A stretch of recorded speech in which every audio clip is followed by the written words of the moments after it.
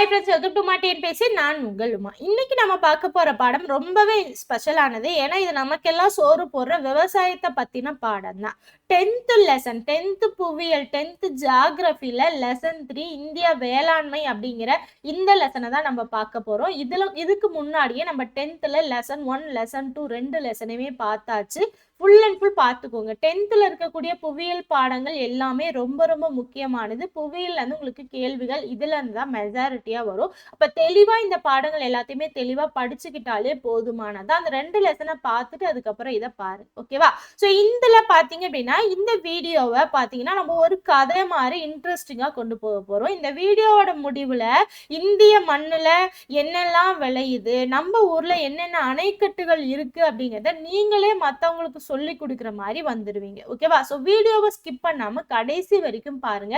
ரொம்ப ரொம்ப ரொம்ப முக்கியமான பாடம் இது. இப்போ வேளாண்மை அப்படின்னா எல்லாருக்கும் தெரியும் இல்லையா? வேளாண்மைனா என்ன?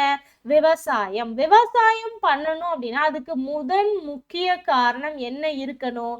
நிலம் இருக்கணும், அதாவது மண் இருக்கணும். மண் வந்து என்ன மாதிரி வகை மண்கள் இருக்கு, இந்தியால என்னென்ன வகை மண்கள் எல்லாமே இருக்கு அப்படிங்கறத இந்த பாடத்துல படிப்போம். மண் மட்டும் போதுமா? விவசாயம் செஞ்சிடலாமா அப்படின்னா அது முடியாது. அடுத்து என்ன வேணும்? நீர் வேணும். நீர்ப்பாசனம் எந்த மாதிரி எல்லாம் இந்தியாவுல நடக்குது? ஏன்னா நம்ம இந்தியா பொறுத்த வரைக்கும் பாத்தீங்கன்னா பருவ காலத்தை நம்பிதான் தண்ணி இருக்கு இல்லையா?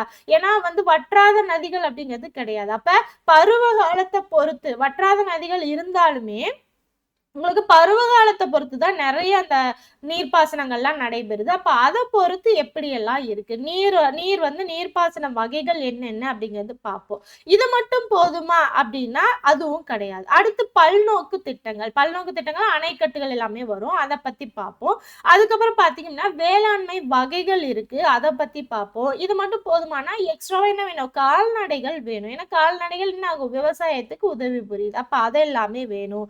அது போக புரட்சிகள் பத்தி எல்லாமே பார்ப்போம், ஓகேவா? வேளாண் புரட்சிகள் என்னென்ன அப்படிங்கிறத பார்ப்போம். ஸோ இது எல்லாமே டீட்டெயிலா நம்ம இதுல பார்க்க போறோம். ஃபுல்லா வீடியோவை ஸ்கிப் பண்ணாம கடைசி வரைக்கும் பாரு, ஓகேவா? வளங்கள்ல மண் வளம் தான் மிக முக்கிய வளமா நம்ம வந்து கருதுறோம், கரெக்டா? இந்திய நாட்டோட பரப்பளவுல பாத்தீங்கன்னா மற்ற நாடுகளை காட்டவும் இந்தியாவோட வேறுபட்ட இயற்கை சூழல் அதிக எண்ணிக்கையிலான மண் வகைகளை கொண்டு இருக்கு, ஓகேவா? ஸோ வளமான மண் வகைகள் வேளாண்மை ஊக்கப்படுத்துவதோட அதிக மக்கள் தொகைக்கு ஆதாரமா இருக்கு. ஸோ அப்ப இந்தியாவில பாத்தீங்கன்னா 8 வகையான மண் வகைகள் இருக்கு. இதை பத்தி டீட்டெயிலா நம்ம பார்ப்போம். என்னென்ன மண் இருக்கு, அதுல என்னென்ன விளைவிக்கலாம் அப்படிங்கிறது எல்லாமே தெளிவா பார்ப்போம். மண் அப்படின்னா ஃபர்ஸ்ட் என்னன்னு தெரியணும் இல்லையா? மண்ணா என்ன? கனிமங்களோட கூட்டு பொருட்கள், மக்கிய தாவரங்கள், விலங்கின பொருட்கள், காற்று மற்றும் நீர் ஆகியவற்றை உள்ளடக்கிய தான் பாத்தீங்கன்னா மண் அப்படின்னு சொல்லுவோம். மண்ணுனா என்ன? மண் மாதிரி இருக்குன்னா மண்ணுலயும் நிறைய விஷயங்கள் இருக்கு. கனிமங்களோட கூட்டு பொருட்கள் இருக்கு, மக்கிய தாவரங்கள் இருக்கு, விலங்கின பொருட்கள் இருக்கு, காற்று இருக்கு, நீர் இருக்கு. இதெல்லாம் கலந்ததுதான் நம்ம மண் அப்படின்னு சொல்லுவோம். இது புவியோட மேற்பரப்புல காணப்படக்கூடிய ஒரு அடுக்கு தான். மண் துகள்கள், களிமண், மணல் மற்றும் மண் மண்டி படிவு, ஸ்லிட் அப்படின்னு சொல்லுவோம். இந்த மாதிரி 3 வகையா சொல்றோம். மண் துகள்களை எப்படி சொல்றோம்? களிமண், மணல், மண்மண்டி படிவு அப்படின்னு 3ஆ பிரிக்கலாம்.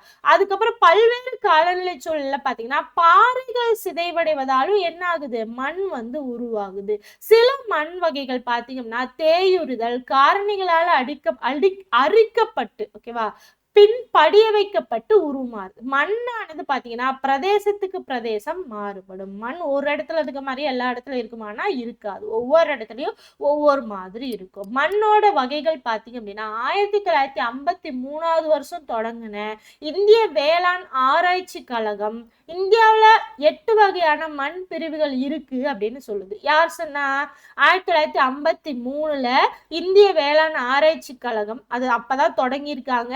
அவங்கதான் பாத்தீங்க அப்படின்னா 8 வகையான மண் இந்தியாவுல இருக்கு அப்படின்னு சொல்றாங்க, ஓகேவா?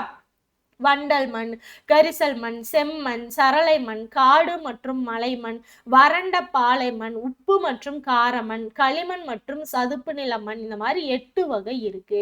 இந்த 8லயும் கரிசல் இந்த இடத்துல பாத்தீங்க அப்படின்னா கரிசல் மண் தான் அதிகமா இருக்கு, ஓகேவா? இந்திய மண் வகைகள்ல பாருங்க, கரிசல் மண் அதிகம், அதுக்கப்புறம் செம்மண், அதுக்கப்புறம் வண்டல் மண், அதுக்கப்புறம் பாத்தீங்க அப்படின்னா உங்களுக்கு காடு மற்றும் மலைமண், அதுக்கப்புறம் வறண்ட பாலை மண், அதுக்கப்புறம் சரளை மண், மண், அதுக்கப்புறம் களிமண் மற்றும் சதுப்பு நிலமண், உப்பு கார மண் அப்படிங்கிறது வரிசையா போய்கிட்டே இருக்கு. ஓகேவா? ஸோ தெளிவா அப்படியே இந்த ஆங்கிள் ஓகேவா, ஆன்டி கிளாக் வைஸ் என்ன ஆகுது அப்படியே இந்த இடத்த பாத்தீங்கன்னா உங்களுக்கு தெரிஞ்சிடும். இந்த மாதிரி தான் போகுது. ஸோ அதிகமா எது இருக்கு? கரிசல் மண் தான் இருக்கு. அடுத்து பாருங்க, மண் வகைகள், மண்ணோட பண்புகள் என்ன, பரவல் என்ன, வளரும் பயிர்கள் என்னன்னு அவங்களே டேபிள் காலம் கொடுத்துருப்பாங்க. இதை படிச்சு வச்சுக்கோங்க, ரொம்ப முக்கியமானது. வண்டல் மண் பாருங்க, காதர் வெளிர் நிறமுடைய மணற்பாங்கான மண். ஓகேவா? ஸோ காதர் வெளிர் நிறமுடைய மணற்பாங்கான மண். காதர்னா என்ன? ஆற்று சமவெளியில இருக்கக்கூடிய புதிய வண்டல் மண், அததான் நம்ம காதர் அப்படின்னு சொல்லுவோம். இதுவே பாங்கர் அப்படின்னா பழைய வண்டல் படிவுகளை தான் நம்ம பாங்கர் அப்படின்னு சொல்லுவோம். காதர்னா என்ன? புதிய வண்டல் மண். பாங்கர்னா பழைய வண்டல் படிவுகள். ஓகேவா? காதர் வெளிர் நிற, புதிய வண்டல் மண் எப்படி இருக்கான்?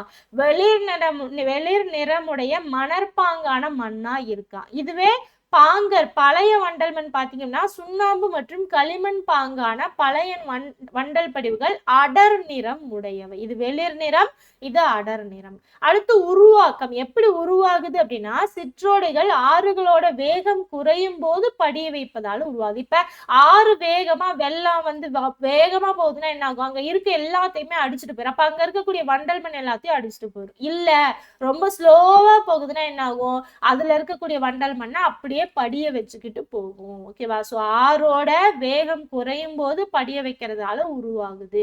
வேதியியல் பண்புகள் என்னென்ன இருக்கு, அந்த மண்ணுல என்னென்ன இருக்கு அப்படின்னா, பொட்டாசியம், பாஸ்போரிக் அமிலம், சுண்ணாம்பு, கார்பன் கலவைகள் இதெல்லாமே அதிகமா இருக்கு.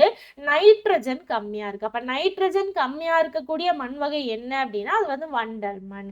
மண்ணோட தன்மைகள் என்ன அப்படின்னா, வண்டல், மண்மண்டி, களிமண் போன்ற கலவைகளுடன் மண்ணடுக்கு காணப்படுகிறது. அடுத்து எங்கெல்லாம் இருக்கு, இதோட பரவல்னா எங்கெல்லாம் இருக்கு? கங்கை மற்றும் பிரம்மபுத்திரா ஆற்று பள்ளத்தாக்குகள் உத்தரப்பிரதேசம், உத்தரகாண்ட், பஞ்சாப், ஹரியானா, மேற்கு வங்காளம், பீகார் மாநிலங்கள்ல இருக்கக்கூடிய சமவெளி பகுதிகளில், கிழக்கு கடற்கரையில இருக்கக்கூடிய ஆற்று முகத்துவார பகுதிகளில் இருக்கு. ஓகேவா? ஸோ இது எல்லா இடத்துலயும் எது இருக்கு? வண்டல் மண் இருக்கு. என்னென்ன வண்டல் மண்ல வளரும் அப்படின்னா, நெல், கோதுமை, கரும்பு, எண்ணெய் வித்துகள் இது எல்லாமே வண்டல் மண்ல வளரும். அடுத்து கரிசல் மண். இது எங்க உருவாகுது? தக்கான பகுதியில் இருக்கக்கூடிய பசால்ட் பாறையால தான் இது வந்து உருவாகுது. டைட்டானியம் மற்றும் இரும்பு தாதுக்களால இது எந்த நிறமா இருக்கு? கருப்பு நிறமா இருக்கு. கரிசல் மண் கருப்பு நிறமா இருக்கு. வேதியியல் பண்புகள் கால்சியம், மக்னீசியம், கார்போனைட்டுகள், அதிக அளவிலான இரும்பு, அலுமினியம், சுண்ணாம்பு மற்றும் மேங்கனீஸ் ஆகிய பொருட்கள் எல்லாமே காணப்படுது. நைட்ரஜன், பாஸ்போரிக் அமிலம், இலை மக்குகள் இது மூணும் கம்மியா இருக்கு. மண்ணோட தன்மைகள் என்ன அப்படின்னா, ஈரமா இருக்கும்போது சேராவும், ஈரப்பதத்தை நீண்ட நேரம் தக்க வைத்துக் கொள்ளக்கூடிய தன்மையாகவும் இருக்கு. ஸோ கரிசல் மண் ஈரப்பதமா இருந்ததுன்னா சேரு மாதிரி இருக்கும். இது எங்கெல்லாம் இருக்குன்னா, மகாராஷ்டிரா, மாலவ பீடபூமி, கத்தியவா தீபகற்பம், தெலுங்கானா, ஆந்திர பிரதேசத்தில் இருக்கக்கூடிய ராயலசீமா, கர்நாடக மாநிலத்தோட வடபகுதி, இந்த பகுதியில எல்லாம் இருக்கு. இதுல என்னென்னலாம் வளர வைக்கலாம் அப்படின்னா, பருத்தி, திணை வகைகள், புகையிலை மற்றும் கரும்பு இதெல்லாம் வளர வைக்கலாம். அடுத்து செம்மண் பழமையான படிக பாறைகளான கிரானைட், நைஸ் போன்ற பாறைகளால் சிதைவடைவதால் உருவாகிறது. வேதியியல் பண்புகள் இரும்பு மற்றும் மக்னீசியம் அதிகமாக காணப்படுகிறது. நைட்ரஜன், இலைமட்கள், பாஸ்போரிக் அமிலம், சுண்ணாம்பு சத்துக்கள் இது எல்லாமே கம்மியா இருக்கு. மென் துகள்கள், குறிப்பிட்ட உப்பு கரைசல், வெண்களி பாறை தாதுக்கள், சிறு வெடிப்புகளோட கூடிய செம்மண் படிவு எல்லாமே மண்ணோட தன்மைகள். தக்கான பீடபூமியோட கிழக்கு பகுதி, தென் மாநிலங்களோட கேரளா, தமிழ்நாடு, கர்நாடகா, சோட்டா நாங்குபுரி பீடபூமி, ஜார்க்கண்ட் இந்த இடத்துல எல்லாமே இருக்கு. கோதுமை, நெல், பருத்தி, கரும்பு மற்றும் பருப்பு வகைகள் இதுல விளைவிக்கலாம். அடுத்து சரளை மண் வெப்பம் மற்றும் குளிர் அடுத்தடுத்து நிகழும் போது மண் சுவரல் காரணமாக உருவாகிறது. இரும்பு மற்றும் அலுமினியத்தின் நீரேற்ற ஆக்சைடுகளால் உருவானதுதான் சரளை மண். மண்ணோட தன்மை உயரமான மலைப்பகுதிகளில் அதிகமான அமிலத்தன்மையுடன், தாழ்வான பகுதிகளில் குறைந்த அளவும் உள்ளது. பொதுவாக இது ஈரப்பதத்தை தக்க வைத்துக் கொள்வதில்லை. ஆனால் களிமண் கலந்த வண்டல் படிவுகளை கொண்ட சமவெளி பகுதியில் ஈரப்பதத்தை தக்க வச்சோ சரளை மண் ஈரப்பதத்தை தக்க வைத்து கொள்ளாது. ஆனா களிமண் கலந்த வண்டல் மண் படிவுகள் இதுல இருந்தது அப்படின்னா அப்ப என்ன ஆகும்? ஈரப்பதத்தை தக்க வச்சுக்கும். இது எங்க இருக்கு? அசாம் குன்றுகள், கேரளா மற்றும் கர்நாடகாவில் உள்ள மேற்கு தொடர்ச்சி மலையின் அடிவார பகுதிகள், ஒடிசா மற்றும் கிழக்கு தொடர்ச்சி மலைகள்ல இருக்கு. காபி, ரப்பர், முந்திரி, பரவள்ளி கிழங்கு இது எல்லாமே இதுல விளைவிக்கலாம். அடுத்து காடு மற்றும் மலைமண். பனிமலை வெப்பநிலை வேறுபாடுகளால் பௌதீக சிதைவின் காரணமாக உருவாகிறது. காலநிலைக்கு ஏற்ப இடத்திற்கு இடம் இது வந்து மாறுபடுது. வேதியியல் பொட்டாஸ், பாஸ்பரஸ் மற்றும் சுண்ணாம்பு சத்துக்கள் குறைவா இருக்கு. மென்மையான மணல் மற்றும் பாறை துகள்களால் கலந்து காணப்படுகிறது. இம்மண்ணின் தன்மை தாய்ப்பாறைக்கு ஏற்ப மாறுபடுகிறது. ஓகேவா? ஸோ மண்ணோட தன்மை தாய்ப்பாறை எந்த மாதிரி இருக்கும், ஏன்னா பாறையிலிருந்து உருவாதுல, அப்ப தாய்ப்பாறை எப்படி இருக்கோ அதை பொறுத்து மாறுபடும். அதிக இலை மக்கு சத்துக்கள் உடையது, மெதுவாக மட்குகளால் சிதைவுறுவதால் காரத்தன்மை கொண்டது. அப்ப காடு மற்றும் மலைமண் காரத்தன்மை கொண்டது. ஜம்மு காஷ்மீர், லடாக் பகுதிகள், இமாச்சல் பிரதேஷ், உத்தரகாண்ட், சிக்கிம் இந்த மாதிரி மாநிலங்கள்லயும் ஊசியிலை காடுகளோட பகுதிகள்லயும் மேற்கு தொடர்ச்சி மலைகள் மற்றும் கிழக்கு தொடர்ச்சி மலைகள்லயும் காடு மற்றும் மலைமண் இருக்கு. ஸோ மலைகள் எல்லாத்துலயும் இருக்கும். அப்ப காப்பி, தேயிலை, நெல், மக்காச்சோளம், உருளைக்கிழங்கு, பார்லி, வெப்பமண்டல பல வகைகள் மற்றும் பல்வேறு வகையான வாசனை பொருட்கள் இதுல எல்லாமே வருது. அடுத்து வறண்ட பாலைமண் எங்க இருக்கும்? வறண்ட காலநிலை, அதிக வெப்பம் காரணமாக ஆவியாதல் அதிகமாக இருப்பதால் மண் வறண்டு காணப்படுகிறது. தாவரங்கள் இல்லாமையால் இலைமட்கு சத்துக்கள் குறைவாக காணப்படுகிறது. அதிக அளவிலான உப்பு, அமிலத்தன்மை, பாஸ்பேட், பல்வேறு அளவுகளில் உள்ள கால்சியம் கார்பனேட், உயிர் சத்துக்கள் மற்றும் நைட்ரஜன் குறைவாகவும் காணப்படுகிறது. வெளிர் நிறம், குறைந்த இலை மட்கு சத்து, புறத்தன்மையுடையது, குறைந்த ஈரப்பதம் உடையது. ஸோ இது ராஜஸ்தான், குஜராத்தோட வடபகுதி, பஞ்சாப் மாநிலத்தோட தென்பகுதியில இருக்கு.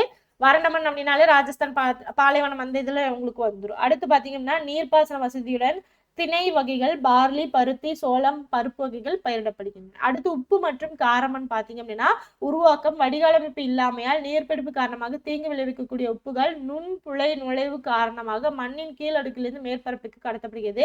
இதனால் இம்மண் உப்பு மற்றும் காரத்தன்மையோட இருக்குது. அப்போ உப்பு காரத்தன்மையோட இருக்கக்கூடியதுதான் உப்பு காரமண் அப்படின்னு சொல்றோம். சோடியம், மக்னீசியம், கால்சியம், சல்பியூரிக் அமிலம் இது எல்லாமே இதோட வேதியியல் பண்புகள்.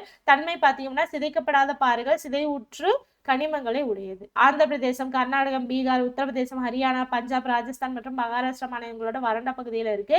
அதிக காரத்தன்மை காரணமா இங்கு பயிர்கள் வளர்வதற்கு ஏற்ற சூழ்நிலை இல்லை. அப்ப பயிர்கள் வளர்வதற்கு ஏற்ற சூழ்நிலை இல்லாத மண் என்ன மண் அப்படின்னு கேட்கலாம். 8 மண்ணுல உப்பு மற்றும் காரமண் மட்டும்தான் வருது. ஓகேவா? ஸோ இதெல்லாமே ரொம்ப முக்கியமான பாயிண்ட். எல்லா மண்ணோட அந்த தன்மைகள் எங்க இருக்கு, என்னென்ன அதுல விளைவிக்கலாம், அதோட தன்மை என்ன, வேதியியல் பண்புகள் என்ன, என்ன அதுல அதிகமா இருக்கு, என்ன கலர்ல இருக்கு, இது எல்லாமே தெளிவா தெரிஞ்சு வச்சுக்கோங்க. அதுதான் ரொம்ப முக்கியமானது. அடுத்து களிமண் மற்றும் சதுப்பு நில மண் பாருங்க. உயிரின பொருட்கள் இருந்து ஈர காலநிலை உள்ள பகுதிகளில் இம்மண் காணப்படுகிறது.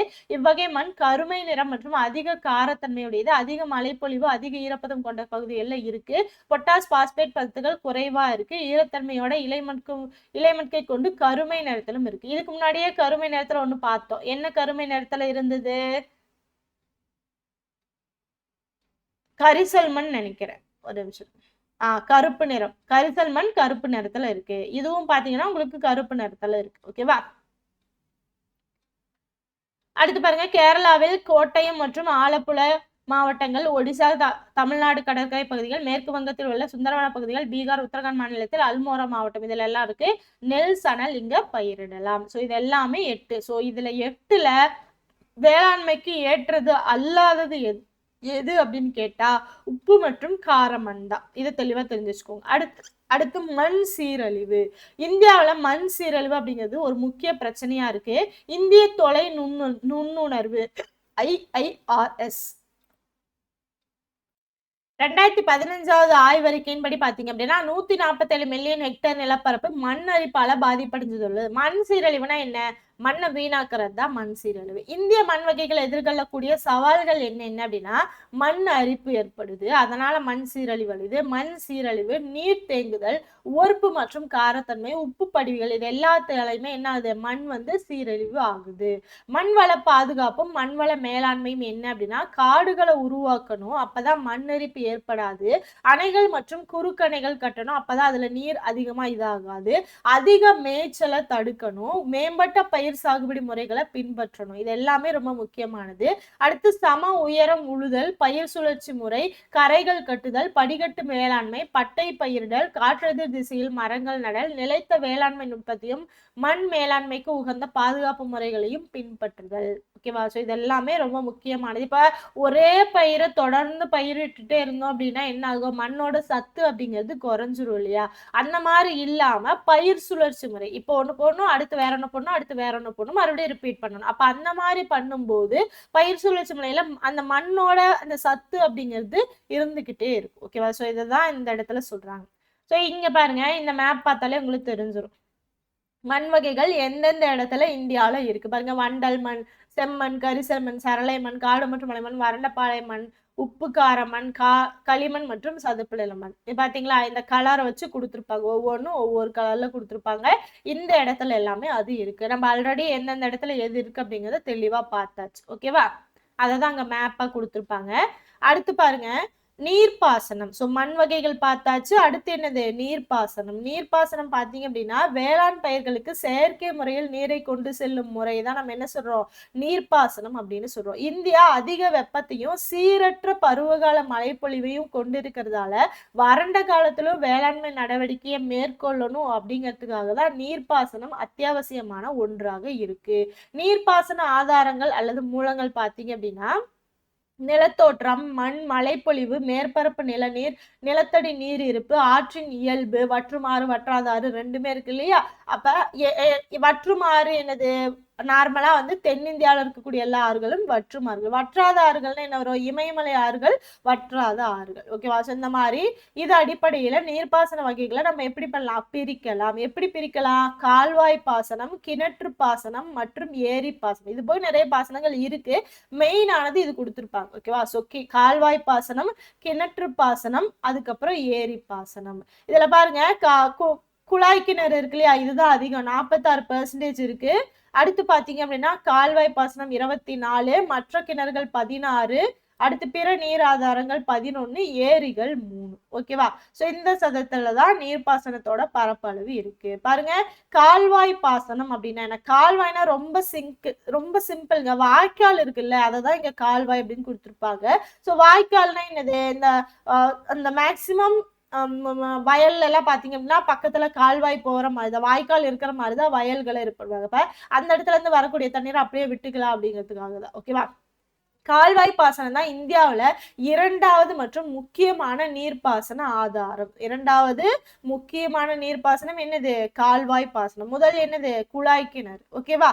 சோ தாழ்வான மற்றும் சமமான நிலப்பகுதி, பருமன் மிகுந்த வளமான மண், வற்றாத நீர் மூலங்கள், அதிக நீர்பிடிப்பு கொண்ட பகுதிகளில் கால்வாய் பாசனம் தான் முக்கிய ஆதாரமா இருக்கு. இதுல 2 சொல்லலாம், வெள்ளப்பெருக்கு கால்வாய், அடுத்து பாத்தீங்க அப்படின்னா உங்களுக்கு வற்றாத கால்வாய் அப்படின்னு 2 வரும். வெள்ளப்பெருக்கு கால்வாய் அப்படின்னா என்ன அப்படின்னா, இப்ப ஆத்துல தண்ணி அதிகமா போயிட்டு இருக்கு, வெள்ளம் போயிட்டு இருக்கு அப்படின்னா அந்த இடத்துல தடுப்பணைகள் ஏதாவது வச்சு அந்த இடத்துல நீங்க வந்து ஒரு கால்வாயை வெட்டி தண்ணி எடுக்கிறோம் பாத்தீங்களா, திசை திருப்புறம் பாத்தீங்களா தண்ணிய, அததான் அது வந்து என்ன சொல்றோம், வெள்ளப்பெருக்கு கால்வாய் அப்படின்னு சொல்றோம். இது எப்ப வரும், மழைக்காலங்கள்ல தான் அதிகமா வரும். ஏன்னா அப்பதான் ஆத்துல வந்து வெள்ளம் வரும். வெள்ளம் வரும்போது என்ன பண்ணிக்கலாம், நம்ம அதை அப்படியே சைட்ல திசை திருப்பி கால்வாய் ஒண்ணு உருவாக்கி அதை அப்படியே நம்ம நிலத்துக்கு கொண்டு போய்க்கலாம். வற்றாத கால்வாய் அப்படின்னா என்ன அப்படின்னா, வற்றாத நதிகளோட குறுக்கே அணைய கட்டி நீரின் போக்க வந்து மாத்தி அந்த இடத்துல இருந்து கொண்டு வரதுக்கு பேர் தான் வற்றாத கால்வாய் அப்படின்னு சொல்றோம்.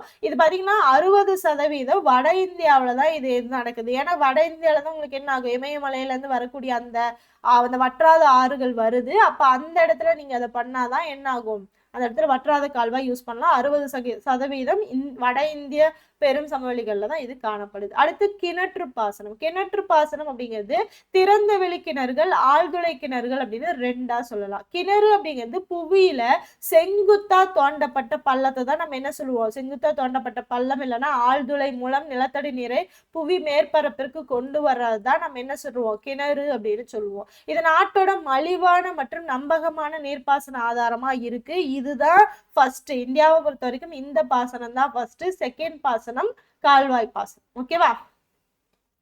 திறந்த வெளி கிணறுகள் அப்படின்னா என்ன அப்படின்னா, நிலத்தடி நீர் வந்து போதுமான அளவுக்கு இருக்கக்கூடிய பகுதிகளை இவ்வகை பாசனத்தை வந்து பார்க்கலாம். இந்த பாசனம் கங்கை சமவெளி, மகாநதி, கோதாவரி, கிருஷ்ணா, காவிரி, நர்மதை, தபதி ஆற்று பள்ளத்தாக்கு பகுதிகளில் அதிகமா இருக்கும். ஆழ்துளை கிணறு அப்படின்னா நம்ம ஆழமா அந்த தோண்டி அங்கிருந்து தண்ணி எடுக்கிறது தான். ஓகேவா. சோ கிணற்று பாசனம் நிலத்தடி நீர் மற்றும் குறைவாக இருக்கக்கூடிய பகுதிகள், மின் மிகை பகுதிகள், மென்பாறைகள் இந்த மாதிரி இருக்கக்கூடிய பகுதிகளில் இது இருக்கு. குஜராத், மகாராஷ்டிரா, பஞ்சாப், மத்திய பிரதேசம், தமிழ்நாடு, தமிழ்நாடு இந்த மாதிரி மாநிலங்கள்ல இந்த பாசனம் இருக்கு. அடுத்து ஏரி பாசனம். ஏரி பாசனம் அப்படின்னா ஏரி அப்படிங்கிறது புவியோட மேற்பரப்புல இயற்கையாவோ இல்லைன்னா மனுஷனாலோ உருவாக்கப்பட்ட ஒரு தாழ்வான பகுதி. இப்ப கிணறுனா ஆழத்துல இருக்கும்னு சொல்லிட்டேன். அந்த கால்வாய்னா நம்மளா அந்த வழிதசையை திருப்புறது. இதுன்னா எப்படி இருக்கும்னா ஏரினா இந்த மாதிரி இருக்குன்னு வச்சுக்கோங்களேன். இயற்கையாவே அந்த இடத்துல ஒரு பள்ளம் தோன்றி மழை வரும்போது அந்த இடத்துல வந்து தண்ணி சேர்க்கறது ஆகட்டும், இல்ல நம்மளாவே ஒரு இடத்த தூர்வாரதுன்னு சொல்லுவோம், ஆல்ரெடி இருக்கக்கூடிய தூர்வாரது, இல்லைன்னா ஒரு ஏரியை வெட்டுறது, இந்த மாதிரி இருக்கு இல்லையா. சோ இது வந்து மனுஷனாவும் உருவாக்கலாம் இல்ல இயற்கையாவும் உருவாக்கலாம். ஒரு தாழ்வான நிலப்பகுதி, ரொம்ப ஆழமாவும் இருக்காது, அதே சமயம் பெருசா இருக்கும். ஓகேவா, ஓரளவுக்கு ஒரு குறிப்பிட்ட அளவுக்கு கொஞ்சம் பெருசா இருந்து தாழ்வா இருக்கும். இல்லைன்னா அதை என்ன சொல்லுவோம் நம்ம குட்டம் குளை, அதாவது குளம் குட்டை அப்படின்னு சொல்லிடுவோம். ஓகேவா. பொதுவா இது ஆற்றோட குறுக்குல ஏற்படுத்தப்பட்டு ஏரியை சுற்றிலும் கரைகள் வந்து கட்டப்பட்டிருக்கும். ஓகேவா.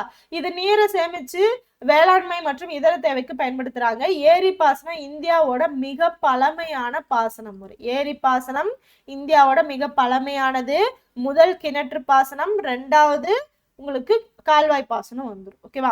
அடுத்து இந்த பாசன முறைகள் பாருங்க, ஏரிகள் குளங்களையும் உள்ளடக்கியது. தீபகற்ப இந்தியாவில ஏரி பாசனம் சிறந்து விளங்க என்னென்ன காரணங்கள் அப்படின்னா, கடினமான பாறைகளும் சமமற்ற நிலத்தோற்றம் உள்ள பகுதிகளில் கால்வாய்கள் மற்றும் கிணறுகள் தோண்டுவதற்கு கடினமா இருக்கும். ஏன்னா ஆழத்துல தோண்டணும் அப்படின்னா கடினமான பாறைகள் இருக்கு அப்படின்னா அந்த இடத்துல நம்மளால ஆழமா தோண்ட முடியாது. அப்ப இந்த மாதிரி சமமற்ற இருக்கக்கூடிய பகுதியிலும் இதை நம்ம பண்ணிக்கலாம். அடுத்து இயற்கையாக உருவான பள்ளங்கள் நீர்த்தேக்கங்களாக பயன்படுத்தப்படும். இயற்கையா வந்து உருவாச்சு பள்ளம் உருவாயிருக்குன்னா அந்த இடத்துல நம்ம மழை வந்துச்சு அப்படின்னா அந்த இடத்துல தண்ணி தேங்கி இருக்கும். அப்ப அதை வந்து நம்ம யூஸ் பண்ணிக்கலாம். அடுத்து இப்பகுதியில் வற்றாத ஆறுகள் இல்லாமை. வற்றாத ஆறுகள் இருக்கு அப்படின்னா நம்ம ஈஸியா என்ன பண்ணிக்கலாம், வற்றாத ஆறு அந்த கால்வாய் வந்து யூஸ் பண்ணி நம்ம தண்ணி கொண்டு வந்துக்கலாம். அந்த வற்றாத ஆறுகள் இல்லைன்னா என்ன பண்றது, இந்த மாதிரிதான் பண்ணணும். அடுத்து நீர்ப்புகா பாறைகளில் நீர்க்கசிவு ஏற்படாது. குறைவான மக்கள் தொகை பரவலும் குறைந்த வேளாண்மை நிலங்களும் உள்ளது. இதெல்லாம் தான் ஏரி பாசனம் சிறந்து விளங்குறதுக்கான முக்கிய காரணிகள். அடுத்து நவீன நீர்ப்பாசன முறைகள். இதெல்லாம் ஆல்ரெடி பார்த்தாச்சு, 3 பார்த்தாச்சு, கால்வாய், கிணறு, அதுக்கப்புறம் ஏரி. இப்ப பாத்தீங்கன்னா நவீனமா நீர்ப்பாசன முறைகள் இருக்கு. அது என்னென்ன, சொட்டு நீர் பாசனம், வேக தெளிப்பு பாசனம், மைய தெளிப்பு பாசனம். சொட்டு நீர் பாசனம் அப்படின்னா என்ன அப்படின்னா ஒரு பைப் மாதிரி போட்டிருப்பாங்க. ஓகேவா. அந்த இடத்துல ஓட்டையா குட்டி குட்டி ஓட்டையா போட்டிருப்பாங்க. இப்ப பயிர் இங்க நடுறாங்க அப்படின்னா இங்க எல்லாம் போட்டிருப்பாங்க. அதே மாதிரி இங்க இருக்கும், மறுபடியும் இங்க பண்ணிருப்பாங்க, அடுத்து இங்க இருப்பாங்க. சோ இடைவெளி விட்டு நடுறாங்களே, அந்த நடுறதுக்கு இடையில அந்த பைப்பை வந்து போட்டிருப்பாங்க. பிளாக் கலர்ல இருக்கும், அந்த பைப்பை போட்டிருப்பாங்க. அந்த பைப்ல ஒவ்வொரு ஓட்டையா போட்டிருப்பாங்க. அந்த ஓட்டை வழியா சொட்டு சொட்டா தண்ணி வந்து போகும். அப்ப அந்த மாதிரி பண்றதால தண்ணி வேஸ்டேஜ் வந்து இருக்காது. 70% தண்ணி வந்து சேமிக்கலாம். ஓகேவா. இது வந்து சொட்டு நீர் பாசனம் அப்படின்னு சொல்லலாம். இந்த நீர் பாசனம் இஸ்ரேல் நாட்டுலதான் ஃபர்ஸ்ட் அறிமுகம் செஞ்சு வச்சாங்க. பாருங்க, குழாய்கள்ல துவாரங்கள் வழியா நீர் துளிகளாக பயிர்களுக்கு அனுப்பி, இதனால 70% தண்ணி சேமிக்கப்படுது. அடுத்து தெளிப்பு நீர் பாசனம். தெளிப்பு நீர் பாசனம் நீங்க நார்மலா பார்த்திருக்கலாம் எல்லா இடத்துலயுமே. இது வந்து நீங்க வந்து அதிகமா பார்த்திருக்க வாய்ப்பு இல்ல. பட் தெளிப்பு நீர் பாசனம் பாத்தீங்க அப்படின்னா அந்த பூங்காக்கள்லாம் போனீங்க அப்படின்னா அந்த புல்வெளிகள் இடத்துல ஒரு பைப் மாதிரி வச்சிருப்பாங்க. அது என்ன பண்ணும், இப்படி பைப் இருக்கு அப்படின்னா இப்படி சொயின்னு தண்ணி ஊத்தும், அதே மாதிரி இங்க சொயின்னு ஊத்தும். எந்த இடத்துல வச்சிருக்காங்க, இப்ப கார்னர்ல இப்ப இந்த இடம் இருக்கு, இங்க இடம் பூங்கா இருக்கு அப்படின்னா இந்த இடத்துல அந்த புல்வெளிகள் இருக்கு அப்படின்னா இந்த கார்னர்ல இங்க சென்டரா எப்படி வேணா வச்சிருப்பாங்க. இந்த இடத்துல வச்சிருக்காங்கன்னா தண்ணி அப்படியே சொயின்னு பீச்சும். அப்ப அந்த மாதிரி இருக்கக்கூடியதுல அதுதான் தெளிப்பு நீர் பாசனம் அப்படின்னு சொல்றாங்க. இது மிகவும் எளிமையான சுலபமான நீர்ப்பாசன முறை. இது குழாயில போடப்பட்ட நுண்துளைகள் வழியா பயிர்களுக்கு நீர் பாய்ச்சுது. ஓகேவா. அடுத்து வேக தெளிப்பு பாசனம் அப்படின்னா இதேதான். ஓகேவா. இது பாத்தீங்கன்னா ரொம்ப டிஸ்டன்ஸ் இருக்கிற மாதிரி, இப்ப 4 மீட்டர் உயரம் வரைக்கும் இருக்கக்கூடிய பயிருக்கு என்ன ஆகும், அது வந்து தண்ணி எழுப்பும். இப்ப இங்க இருக்கு அப்படின்னா பயிர் இப்படி இருக்குன்னா இங்க அளவுக்கு கூட அது வந்து தண்ணி எழுப்பும். அதே மாதிரி இங்க சுத்தி இந்த மாதிரி வரக்கூடியதுதான் நம்ம என்ன சொல்றோம், வேக தெளிப்பு பாசனம் அப்படின்னு சொல்றோம். மைய தெளிப்பு பாசனமும் நீங்க பார்த்திருக்கலாம். அதுவும் பார்க்ல தான் இருக்கும். சென்டரா இப்படி வச்சிருப்பாங்க. இந்த இடத்துல வச்சா ஒரே டிஸ்டன்ஸ்ல போகும். இப்படி இங்க வச்சாங்கன்னு வச்சுக்கோங்களேன், அதுல இப்படி வச்சிருப்பாங்க. அது என்ன ஆகும் அப்படின்னா சுத்தும் போது என்ன ஆகும் அப்படின்னா எல்லா பக்கமும் தண்ணி போகும். ஓகேவா. அததான் மைய தெளிப்பு பாசனம் அப்படின்னு சொல்றோம். வட்ட சுழற்சி நீர் பாசனம் அப்படின்னும் இதை நம்ம சொல்லலாம். ஓகேவா. அது வந்து சுத்தி இருக்க எல்லா பக்கமும் வரும். சோ பார்க்ல இல்லைன்னா வந்து இந்த மாதிரி புல்வெளி அழகா வச்சிருக்காங்க, அந்த மாதிரி இடத்துல பாத்தீங்கன்னா உங்களுக்கு நிறைய இருக்கும், இதை நீங்க பார்க்கலாம். ஓகேவா. அடுத்து பாத்தீங்கன்னா பல்நோக்கு ஆற்று பள்ளத்தாக்கு திட்டம். ஒண்ணும் இல்ல, அணைக்கட்டு இருக்கு இல்லையா, அதுதான் பாத்தீங்கன்னா பல்நோக்கு ஆற்று பள்ளத்தாக்கு திட்டம் அப்படின்னு சொல்றோம். இது வந்து ஒரு நீர்வள மேலாண்மை திட்டம் அப்படின்னு சொல்லலாம். ஆற்றோட குறுக்குல பல்வேறு நோக்கங்களுக்காக அணைகளை கட்டுறதுதான் நம்ம பல்நோக்கு ஆற்று பள்ளத்தாக்கு திட்டம் அப்படின்னு சொல்றோம்.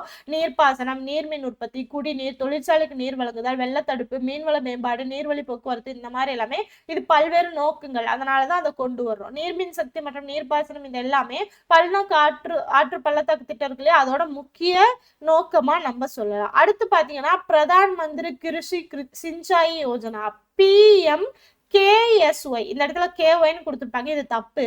KSY, பிரதான் மந்திரி கிருஷி சிஞ்சாயி யோஜனா அப்படிங்கிற திட்டம். இது பாத்தீங்க அப்படின்னா சொட்டு நீர் பாசனம் அமைக்கிறதுக்காக அரசு மானியம் வழங்குறதுக்காக கொண்டு வந்தது. ஓகேவா, இத வந்து நம்ம என்ன சொல்லலாம் அப்படின்னா வேற ஒண்ணு இருக்குதுக்கு பேரு பிரதம மந்திரி சொட்டு நீர்ப்பாசன திட்டம், தமிழ்ல சொல்லலாம். ஓகேவா, சோ இந்த திட்டத்தை தமிழ்ல பிரதம மந்திரி சொட்டு நீர்ப்பாசன திட்டம் அப்படின்னும் சொல்லலாம், இல்ல பிரதான் மந்திரி கிருஷி சிஞ்சாய் யோஜனா அப்படின்னும் நீங்க இப்படி சொல்லிக்கலாம். ஓகேவா, இதோட ஷார்ட் ஃபார்ம் பாத்தீங்க அப்படின்னா PMKSY. இந்த இடத்துல PMKYன்னு இருக்கும், அதை மாத்திக்கோங்க. இது என்ன அப்படின்னா விவசாயிக்கு நீர்ப்பாசன வசதியை ஏற்படுத்தி கொடுத்து பயிர் விளைச்சலை அதிகரிக்கிறதுக்காக 1 ஜூலை 2015 அன்னைக்கு இந்திய அரசாங்கத்தால அறிமுகப்படுத்தப்பட்ட ஒரு தேசிய நீர்ப்பாசன திட்டம் தான் இந்த திட்டம். எப்ப அறிமுகப்படுத்தினாங்க? ஜூலை 1, 2015 கொண்டு வந்திருக்காங்க ஒரு தேசிய நீர்ப்பாசன திட்டம்.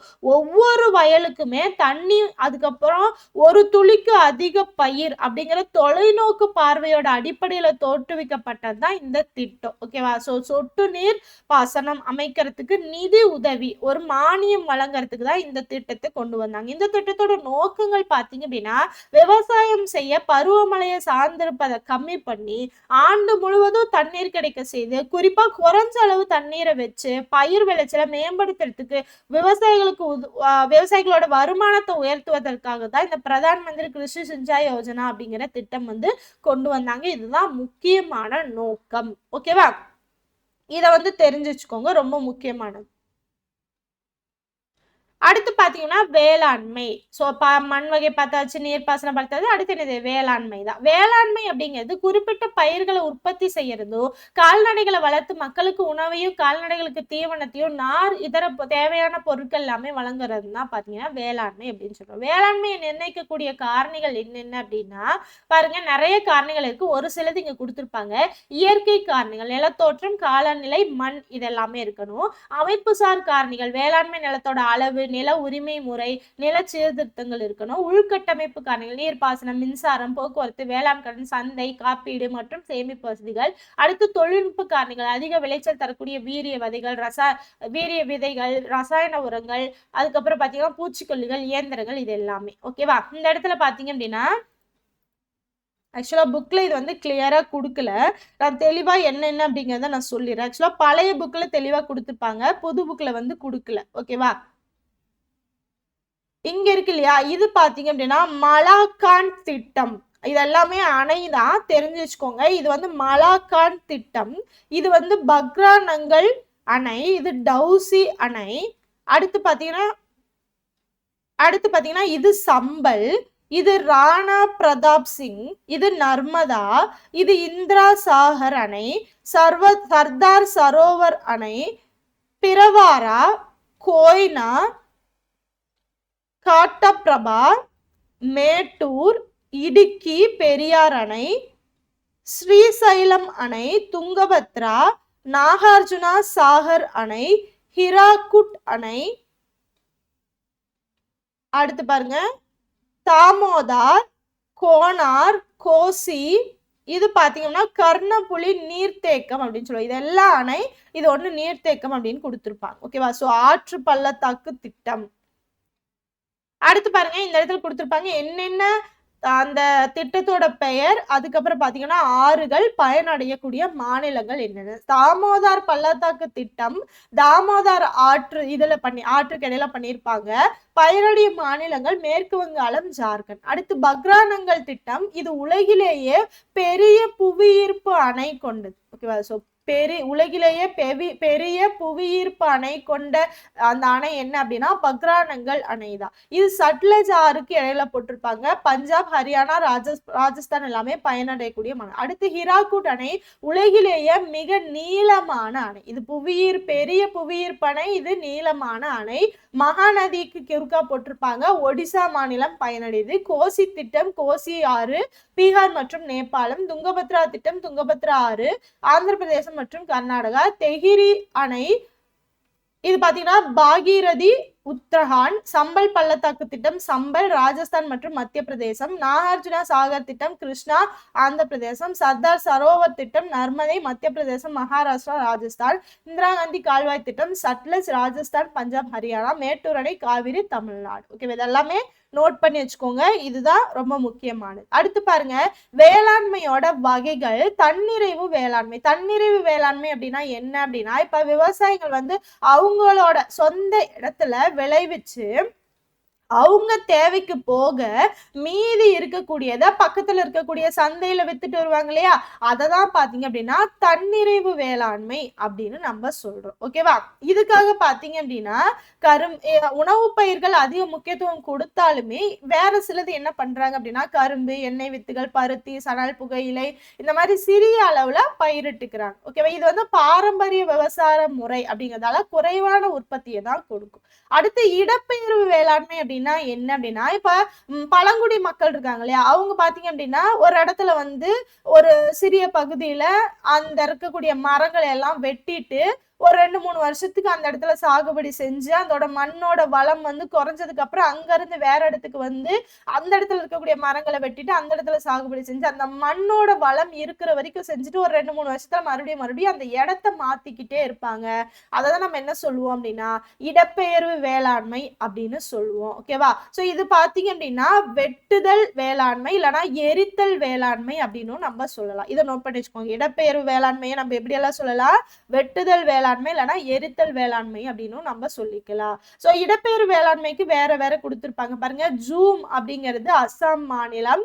அடுத்து பொன்னம் கேரளா, பொடு ஆந்திர பிரதேசம் மற்றும் ஒடிசா, பிவார், மாசன், பெண்டா இதெல்லாமே மத்திய பிரதேசத்துல இருக்கக்கூடியது. அடுத்து தீவிர வேளாண்மை அப்படின்னா என்ன அப்படின்னா, நம்ம வந்து சந்தைப்படுத்துறதுக்காக ஓகேவா நவீன யுக்திகளை எல்லாத்தையும் பயன்படுத்தி சந்தைப்படுத்துறதுக்காக பூச்சிக்கொல்லி மருந்துகள், களைக்கொல்லிகள், அப்புறம் ரசாயன உரங்கள், அதுக்கப்புறம் பாத்தீங்க அப்படின்னா நவீன பொருட்கள் எல்லாத்தையும் வச்சு அதிகமான விளைச்சலை வந்து வாங்குறது அந்த நிலத்துல இருந்து எடுக்கிறதுக்காக செய்யறதுதான் தீவிர வேளாண்மை அப்படின்னு சொல்றோம். அடுத்து வறண்ட நில வேளாண்மை அப்படின்னா என்ன அப்படின்னா, நீர்ப்பாசன வசதி இல்லாத இடத்துலயும் வேளாண்மையை செய்யறதுதான் நம்ம வறண்ட நில வேளாண்மை அப்படின்னு நம்ம சொல்றோம். இந்த பயிர்கள் வறட்சியை தாங்கக்கூடியதா இருக்கும். இது பெரும்பாலும் பாத்தீங்கன்னா ஒரு வருஷத்துக்கு ஒரு பயிர் போட்டு ஒரு வருஷத்துக்கு அப்புறம் அறுவடை பண்ற மாதிரிதான் இருக்கும். ஒரு வருஷத்துக்கு ஒரு பயிர் தான் நம்மளால போட முடியும் அப்படிங்கிற மாதிரிதான் இருக்கும். அடுத்து கலப்பு வேளாண்மை அப்படின்னா என்ன அப்படின்னா, வேளாண்மை செய்யறது மட்டும் இல்லாம அதாவது பயிரை விளைவிக்கிறது மட்டும் இல்லாம கால்நடை வளர்ப்பு, கோழி வளர்ப்பு, மீன் வளர்ப்பு, தேனி வளர்ப்பு இந்த மாதிரி இருக்கிறதையும் உள்ளடக்கியதா பாத்தீங்க அப்படின்னா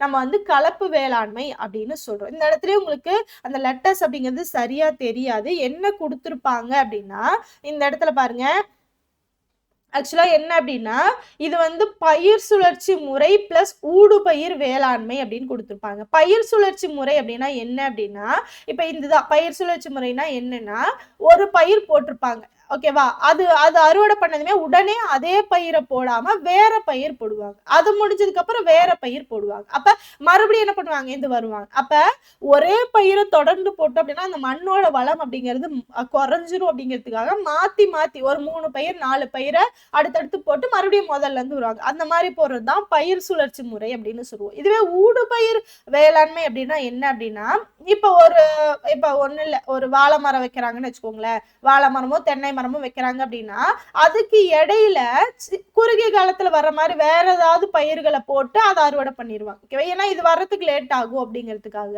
அந்த இடப்பட்ட டைம்ல என்ன பண்ணிக்குவாங்க, வேற ஒன்ன போட்டுருவாங்க. அதுதான் ஊடு பயிர் வேளாண்மை அப்படின்னு சொல்லுவாங்க. அடுத்து இந்த இடத்துல என்ன இருக்கும் அப்படின்னா, நைட்ரஜனை நிலைநிறுத்தக்கூடிய பயிர்களை வளர்க்கறது. இதுதான் பாத்தீங்க அப்படின்னா ஊடு பயிர் சுழற்சி. அந்த நைட்ரஜனை நிலைநிறுத்தத்துக்காக போடுறது. அடுத்து உரமிடுதல் அப்படின்னு கொடுத்திருப்பாங்க. உரமிடுதல்னா என்ன, அந்த இயற்கையாக இருக்கக்கூடிய உரங்கள் எல்லாமே போடுறது. அடுத்து வேளாண்மையில் விலங்குகளை ஒருங்கிணைத்தல், அதாவது ஆடு மாடு இதெல்லாமே வளர்த்து அதுகிட்ட இருந்து உரங்களை வாங்கி நம்ம பயிரிட்டுக்கிறது. ஓகேவா? அடுத்து இந்த இதை பாத்தீங்கன்னா இந்த விலங்குகளை பாதுகாக்கணும்னு என்ன பண்ணணும், வேலியை உருவாக்கணும் அப்படின்னு போட்டிருப்பாங்க. அதுக்கப்புறம் நைட்ரஜன் நிலைநிறுத்தக்கூடிய மரங்களை வளர்க்கறது, மண்ணரிப்பை தடுக்க மலையோரம் மரங்களை வளர்க்குது அப்படின்னு கொடுத்துருப்பாங்க. ஓகேவா?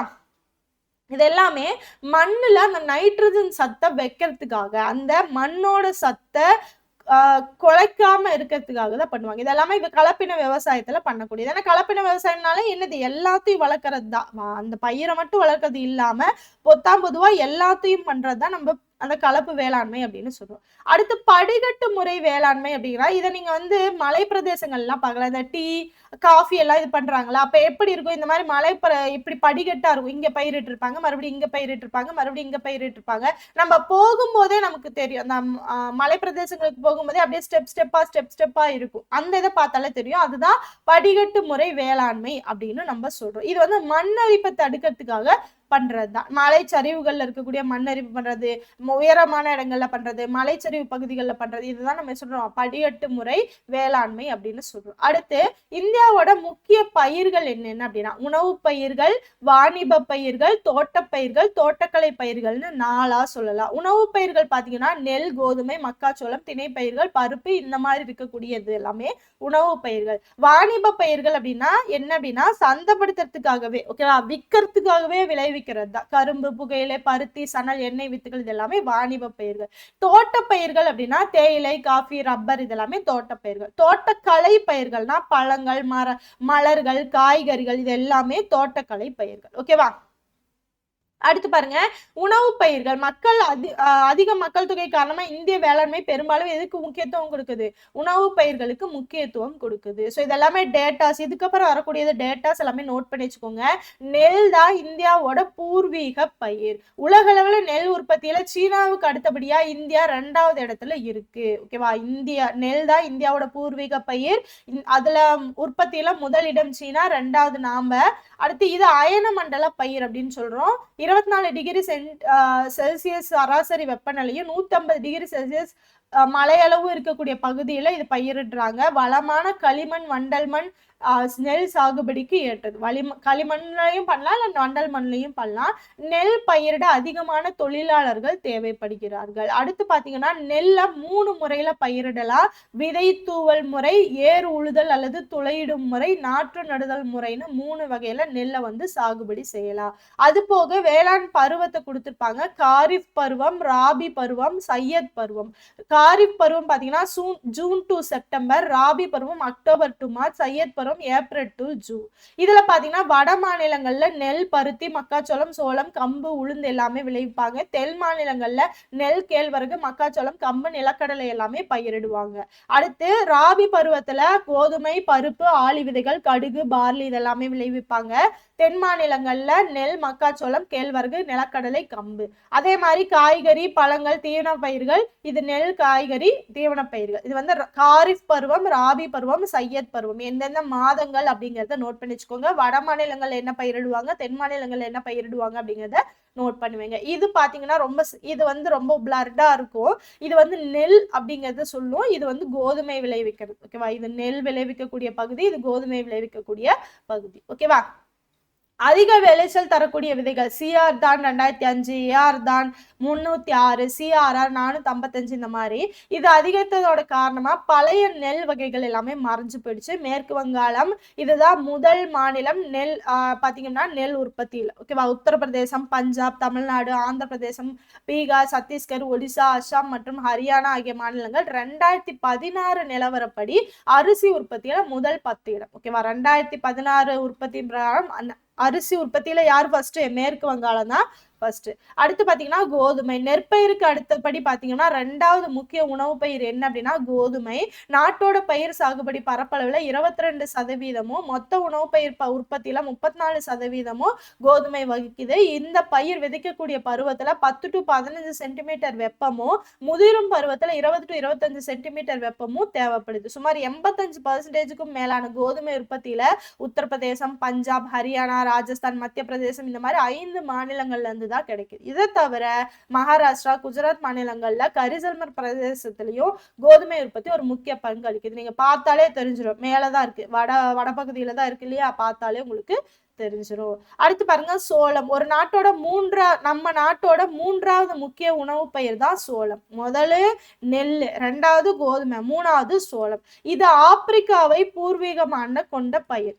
சோளமும் கம்பும் உங்களுக்கு ஆப்பிரிக்காவை பூர்வீகமாக கொண்ட பயிர். ஓகேவா? இந்த பயிர் வறட்சி காலநிலையும் நன்கு வளரக்கூடியது. இந்த தானியத்துல கார்போஹைட்ரேட், புரதச்சத்து, தாதுக்கள், வைட்டமின்கள் இது எல்லாமே நிறைஞ்சிருக்கு. இது பெரும்பாலான ஏழை மக்களுக்கு மலிவான உணவாக கிடைக்குது. அதே மாதிரி கம்பு சோளமும் உங்களுக்கு என்ன ஆகும் அப்படின்னா பெரும்பாலான ஏழை மக்களுக்கு அது வந்து உணவாக பயன்படுது. அதுபோக ஆப்பிரிக்காவை பூர்வீகமா கொண்ட அந்த பயிர் அப்படின்னு சொல்லலாம். ஓகேவா? ஸோ நாட்டோட பல பகுதிகள் கால்நடை தீவனமாகவும் பயன்படுத்தலாம். தீபகற்ப இந்தியாவோட ஒரு முக்கிய பயிராகவும் விளங்குது.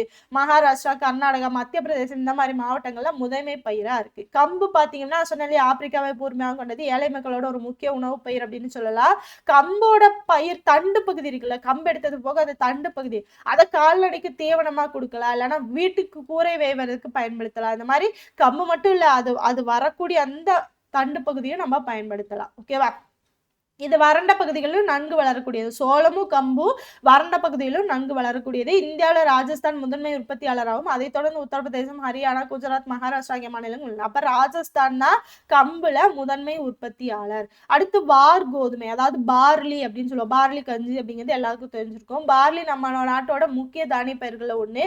இது ஏழைகளோட முக்கிய உணவா மட்டும் இல்லாம பார்லி நீர் மதுபானங்கள் தயாரிப்பதற்கும் என்ன பண்றாங்க, பார்லி நீரை பயன்படுத்துறாங்க. ராஜஸ்தான், உத்தரப்பிரதேசம் ஆகிய மாநிலங்கள்லயும் ரெண்டுமே இவற்றோட முதன்மை உற்பத்தியாளர்கள். ஓகேவா? சோ ராஜஸ்தான், உத்தரப்பிரதேசம் ரெண்டுலயுமே இது முதன்மையா உற்பத்தி செய்யறாங்க. அடுத்து பருப்பு வகைகள். பருப்பு வகைகள் பாத்தீங்கன்னா அவரை இனத்தை சேர்ந்தது. இது பாத்தீங்கன்னா இதுல புரதச்சத்து அதிகமா செறிஞ்சிருக்கும். மனிதர்களுக்கு உணவாகவும் கால்நடைகளுக்கு தீவனமாகவும் பயன்படுது. இதுல வளிமண்டல நைட்ரஜனை கிரகித்து மண் வளத்தை அதிகரிக்குது. இதனாலதான் பயிர் சுழற்சி முறையில என்ன பண்றாங்க, இதை மாத்தி மாத்தி போடுவாங்க. உலகுல அதிக பருப்பு வகைகளை உற்பத்தி செய்யக்கூடிய நாடு இந்தியா தான். அடுத்து வாணிப பயிர். வாணிக நோக்கத்திற்காக பயன்படக்கூடிய பயிர். வாணிபம்னா என்ன, வணிகம், வாணிகம் இதெல்லாம் ஒண்ணுதான். ஸோ அதுக்காக விளைவிக்கிறது தான் வாணிப பயிர் அப்படின்னு சொல்றோம். கரும்பு, புகையிலை, இலைப்பயிர்கள், பருத்தி, சணல், பொளிச்சக்கீரை இது எல்லாமே, எண்ணெய் வித்துக்கள் இது எல்லாத்தையும் உள்ளடக்கியதா. கரும்பு பாத்தீங்கன்னா இந்தியாவில் கரும்பு பாத்தீங்கன்னா உலகுல 2வது பெரிய உற்பத்தியாளர். இந்தியா தான் உலகுல 2வது பெரிய உற்பத்தியாளர். எதுல? கரும்புல. கரும்பை வச்சு செய்யக்கூடிய சர்க்கரையில நம்ம 3வதா வருவோம். அதை மாத்திக்காதீங்க. ஓகேவா?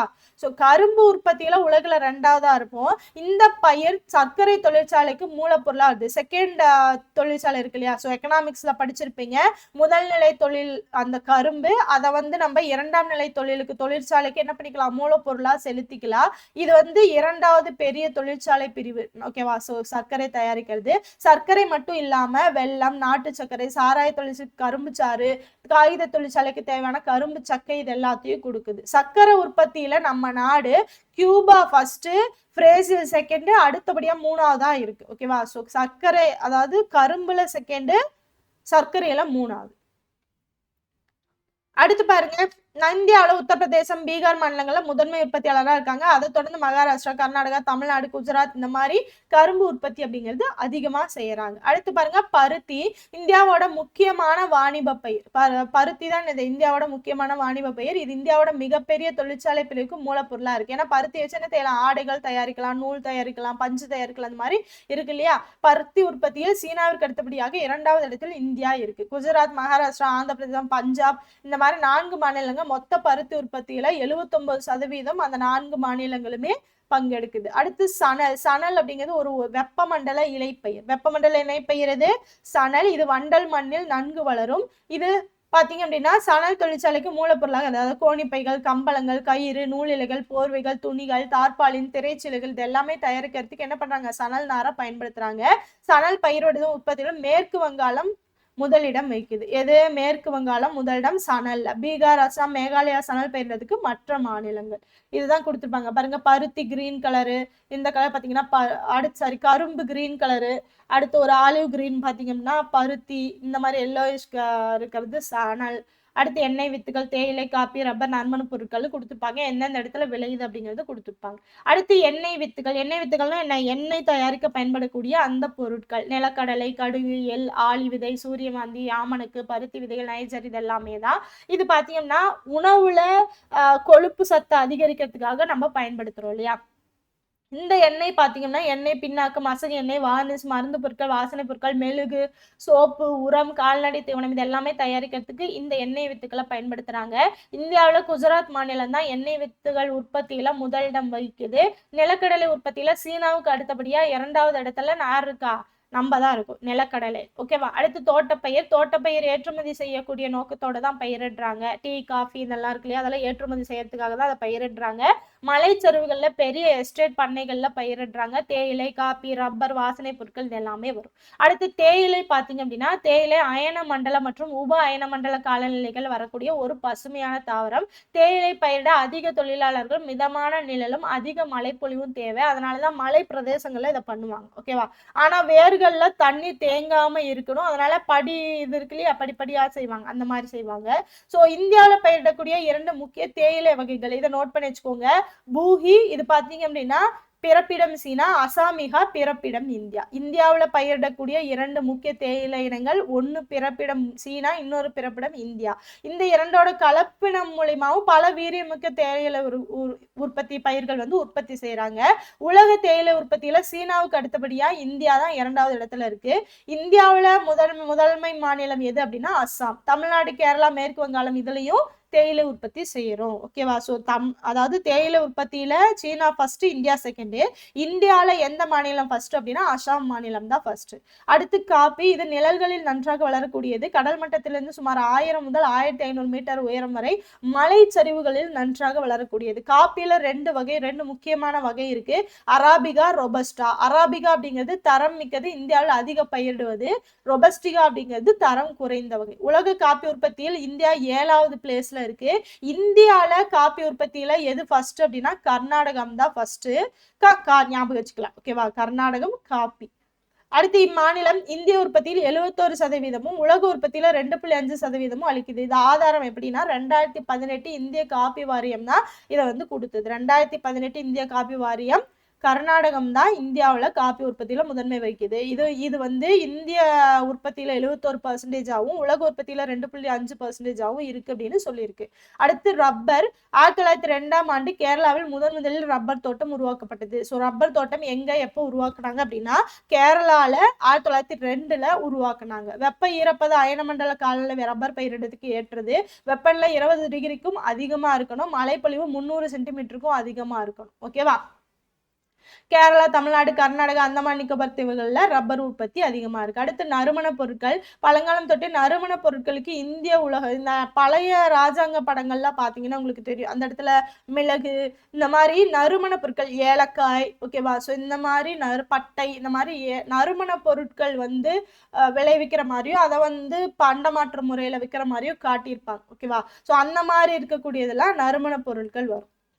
அப்ப பழங்காலம் தொட்டே நறுமண பொருட்களை நம்ம வந்து செஞ்சுட்டு வரோம். இந்த நறுமண பொருட்கள் பாத்தீங்கன்னா உணவிற்கு சுவையூட்டியாகவும் மருந்து பொருட்களாகவும் சாயங்கள் தயாரிக்கவும் பயன்படுது. மிளகு, மிளகாய், மஞ்சள், இஞ்சி, ஏலக்காய், லவங்கம், பட்டை, பாக்கு இந்த மாதிரி நறுமண பொருட்கள் எல்லாமே நம்ம விளைவிக்கிறோம்.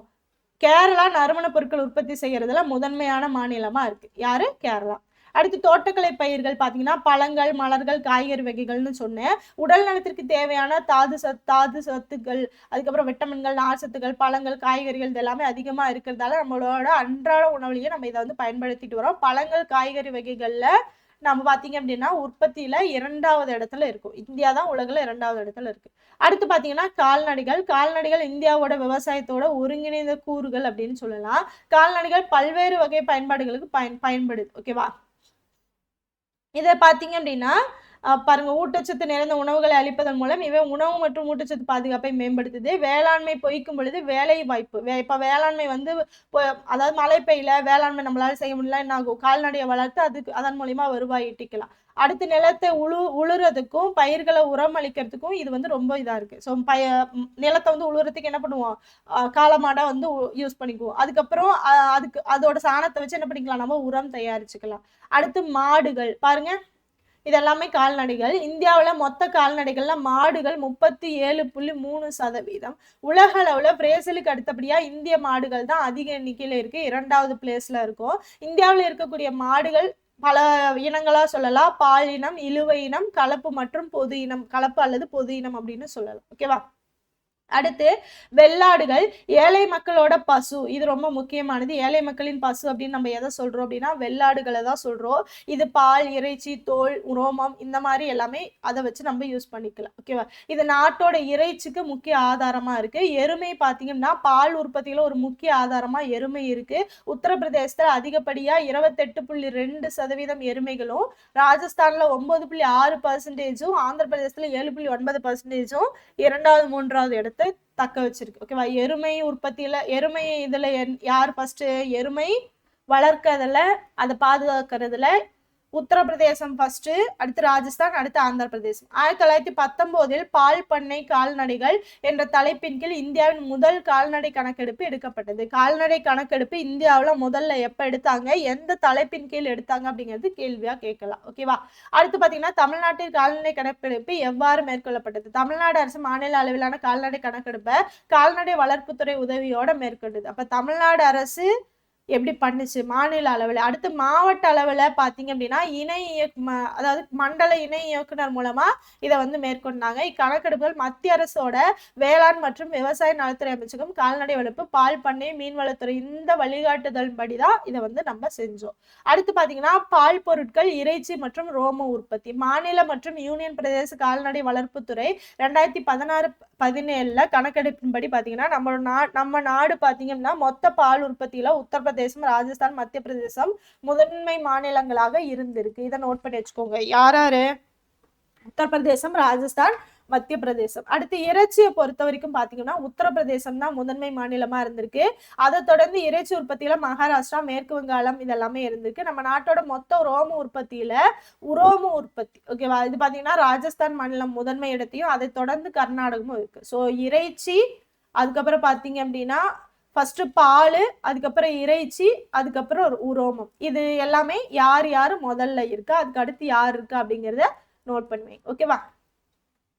அடுத்து மீன் வளர்ப்பு. இந்தியாவில் மீன் வளர்ப்பு ஒரு முக்கிய பொருளாதார நடவடிக்கை. இந்த துறை பாத்தீங்க அப்படின்னா வளர்ந்து வரும் துறை அப்படின்னு சொல்றோம். அடுத்து பாருங்க, அதாவது கடலோர பகுதியில் இருக்கக்கூடிய ஒரு முக்கிய தொழிலா சொல்லலாம். 14 மில்லியன் மக்கள் தொகைக்கும் அதிகமானோர் இந்த இதை வந்து வேலை வாய்ப்புல இருக்காங்க. உலக மீன் உற்பத்தியில 3% சீனா தான் ஃபர்ஸ்ட், அடுத்தபடியா நம்ம இருக்கும். ஓகேவா? ஸோ 3% சீனா, அடுத்து நம்ம. அடுத்து பாத்தீங்க அப்படின்னா மீன் பிடி தொழில் உணவு உற்பத்தி அதிகரிக்கிறது, வேலை வாய்ப்பு உருவாக்குறது, ஊட்டச்சத்து அளவு அதிகரிக்கிறது, அந்நிய செலாவணி ஈட்டல், இந்த மாதிரி பல வழிகள்ல உதவி புரியுது. இதை 2 வகையா சொல்லலாம். கடல் மீன் பிடிப்பு, உள்நாட்டு அல்லது நன்னீர் பிடிப்பு. கடல் மீன் பிடிப்புன்னா என்ன அர்த்தம்? கடற்கரை பகுதி, கடற்கரை ஒட்டிய பகுதியில ஆழ்கடலுக்கு இந்த மாதிரி போய் மீன் பிடிக்கிறதா கடல் மீன் பிடிப்பு அப்படின்னு நம்ம சொல்லுவோம். இது கேரளால தான் ஃபர்ஸ்ட். ஓகேவா? ஸோ கேரளா தான் முதன்மையான மாநிலமா இருக்கு. அடுத்து உள்நாட்டு மீன் பிடிப்புன்னா என்ன? நீர்த்தேக்கங்கள், ஆறுகள், ஏரிகள், கால்வாய்கள், குளங்கள், கண்மாய்கள் இந்த மாதிரி இருக்கக்கூடிய இடத்துல மீன் பிடிக்கிறது தான் நம்ம உள்நாட்டு மீன் பிடிப்பு இல்லைன்னா நன்னீர் மீன் பிடிப்பு அப்படின்னு சொல்றோம். நாட்டோட மொத்த மீன் உற்பத்தியில 50% உள்நாட்டு மீன் பிடித்தல் மூலமா தான் கிடைக்குது. ஓகேவா? இந்தியாவில் ஆந்திர பிரதேசம் உள்நாட்டு மீன் பிடித்தல்ல முதன்மை மாநிலமா இருக்கு. ஸோ 50% உள்நாட்டு மீன் பிடித்தல்ல தான் இருக்கு. அதுல ஃபர்ஸ்ட் யாரு அப்படின்னா ஆந்திர பிரதேசம். ஓகேவா? இந்தியாவில் மீனவர்களால் பிடிக்கப்படும் முக்கியமான மீன் வகைகள் என்னென்ன அப்படின்னா கெளுத்தி, கொய்மீன், காணாங்கெளுத்தி, துடுப்பு மீன், விலாங்கு மீன், முள்ளட்டை மீன் இதெல்லாம் தான். அடுத்து இந்திய விவசாயிகள் எதிர்கொள்ளக்கூடிய முக்கிய சவால்கள் என்னென்ன அப்படின்னா சிறு மற்றும் குறு நில உடைமை. அதாவது இந்திய மக்கள் தொகை இந்தியாவில் மக்கள் அடர்த்தி வந்து மிகுந்த மற்றும் தீவிரமான பயிர் சாகுபடி செய்யக்கூடிய மாநிலங்கள்ல சிறு நில உடைமையாளர்கள் இருக்காங்க இல்லையா? ஸோ அவங்க தான் பாத்தீங்க அப்படின்னா சிறு குறு தான் அதிகமா இருக்காங்க. அடுத்து பாருங்க, அதிக செலவின உள்ளீடுகள். அதிக விலை காரணமா நல்ல தரமான விதைகள் பாத்தீங்கன்னா சிறு குறு விவசாயிகளுக்கு அது எல்லாமே இருக்குன்னா அதிகமா இருக்குன்னா அவங்க எப்படி வாங்கி செய்வாங்க. அடுத்து வளமற்ற மண். ரிப்பீட்டடா வந்து அந்த இடத்துல நம்ம வந்து சிறு குறு விவசாயிகள் என்ன பண்ணுவாங்க, அதுல ரிப்பீட்டடா அந்த இதை பண்ணிட்டே இருக்கும் போது என்ன ஆகும், அதோட மண் வளம் வந்து அதாவது பயிரோட உற்பத்தி செஞ்சுட்டே இருக்கும்போது அதோட மண் வளம் வந்து குன்றி போயிருக்கும். அடுத்து நீர்ப்பாசன பற்றாக்குறை. இந்தியாவில 1/3 வேளாண்மை நிலப்பகுதி தான் பாசனவதியை பெற்று இருக்கு. அப்ப அது மத்தவங்கள என்ன பண்ணுவாங்க, நீர்ப்பாசன பற்றாக்குறை அப்படிங்கிறது இருக்கு. இயந்திரமயமாக்கப்பட்ட பற்றாக்குறை. நிறைய பேர் பாத்தீங்க அப்படின்னா பல பகுதிகளில் வேளாண்மையை பெரிய அளவுல இயந்திரமாக்கி இருக்காங்க. அப்ப அவங்க எல்லாமே வாணிபத்துக்காக பண்ணியிருப்பாங்க, வணிகத்துக்காக. மத்தவங்க ஏழை எளிய மக்கள் என்ன பண்ண மாட்டாங்க, அதை வச்சு பயன் பண்ண மாட்டாங்க. அப்ப அந்த இடத்துலயும் உங்களுக்கு அவங்களுக்கு பிரச்சனை. அடுத்து மண்ணரிப்பு.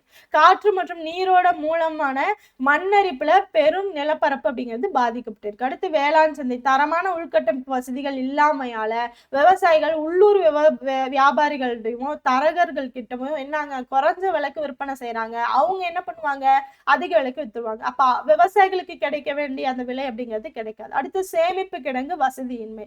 கிராமப்புற பகுதிகளில் பாத்தீங்கன்னா சேமிப்பு கிடங்கு வசதி இல்லாமையும் அது முழுசா இல்லாமலும் இருக்கக்கூடிய காரணத்தால என்ன ஆகும், அவங்க அறுவடை முடிஞ்சதுக்கு அப்புறமும் வேளாண் உற்பத்தி பிறகு சந்தையை விற்கக்கூடிய கட்டாய நிலைக்கு அவங்க கேட்கிற நிலைக்கு அவங்க கேட்கிற விலைக்கு தள்ளப்படணும். ஓகேவா? சோ அவங்க கொடுக்குற மாதிரி வந்துடும். அடுத்து போக்குவரத்து வசதியின்மை.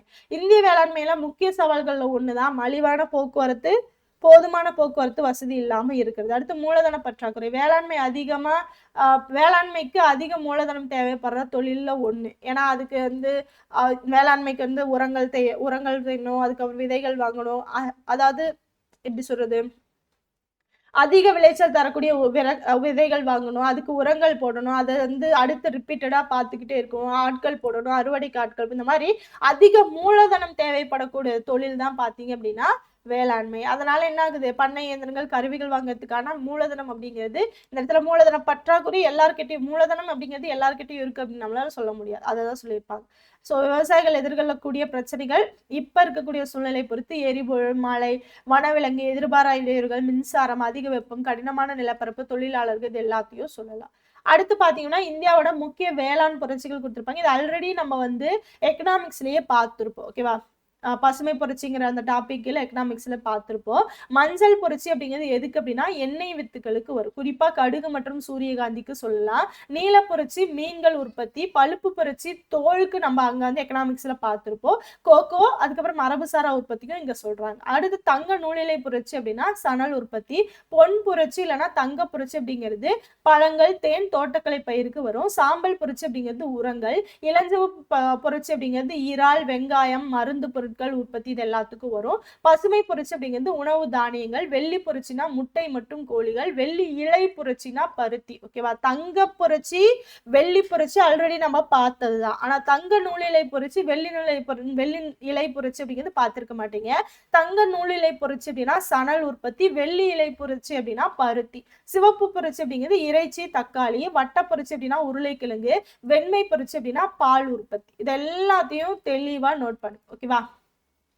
இது எல்லாமே என்ன இதுல வந்துடும், உங்களுக்கு வெள்ளி புரட்சி, வெண்மை புரட்சி ரெண்டுக்கும் வித்தியாசம் இருக்கு, பார்த்து வச்சுக்கோங்க. இது எல்லாமே இந்தியாவின் முக்கிய வேளாண் புரட்சிகள் அப்படின்னு நம்ம சொல்லலாம். ஓகேவா? ஸோ ரொம்ப ரொம்ப முக்கியமான பாடம் இது. ஏன்னா நம்ம நாட்டுல நடக்கக்கூடிய விவசாயங்கள் தான் என்னென்ன செய்யறாங்க, எதுக்கெல்லாம் எந்த இடத்துல எல்லாம் என்னென்ன விளையுது, எந்த மாதிரி மண் வகைகள் இருக்கு, எந்த மாதிரி நீர்ப்பாசனம் இருக்கு, எந்த மாதிரி நம்ம அந்த பயிரிடுறோம், இதெல்லாம் நடக்குது. ஓகே, விவசாயிகளுக்கு என்னென்ன பிரச்சனைகள் இருக்கு, இதெல்லாம் தான் இந்த பாடத்துல நம்ம படிச்சது. ஓகேவா? சோ ஃபுல் அண்ட் ஃபுல் தெளிவா பாத்துக்கோங்க. இந்த இதுல பாத்தீங்கன்னா நம்ம இந்தியாவில ஒட்டுமொத்தமா விவசாயத்தையும் பார்த்தாச்சு. விவசாயம் நம்ம நாட்டோட முதுகெலும்பு, அதை நாம தான் பாதுகாக்கணும். ஓகேவா? சோ இந்த வீடியோ உங்களுக்கு பிடிச்சிருக்கும். கண்டிப்பா இந்த வீடியோ கண்டிப்பா யூஸ்ஃபுல்லா இருந்திருக்கும். எந்த அளவுக்கு யூஸ்ஃபுல்லா இருந்து சொல்லிட்டு கமெண்ட் பாக்ஸ்ல கமெண்ட் பண்ணுங்க. அது போக இதை ஒரு பாடமா மட்டும் இல்லாம உங்களோட ரியல் லைஃப் அப்படியே லிங்க் பண்ணி படிங்க. ஏன்னா உணவு இல்லாம யாருமே கிடையாது, விவசாயிகள் இல்லாம யாருமே கிடையாது. அப்ப இதை நம்ம இருந்தோம் அப்படின்னா எப்படி இருக்கும், நம்ம அந்த இடத்துல இருந்தா எப்படி இருக்கும் அப்படிங்கிற மாதிரி யோசிச்சு படிங்க. நிறைய விஷயங்கள் நீங்க தெரிஞ்சுக்கலாம். ஓகேவா? அடுத்தடுத்த வீடியோஸ்ல பார்க்கலாம். தேங்க்யூ.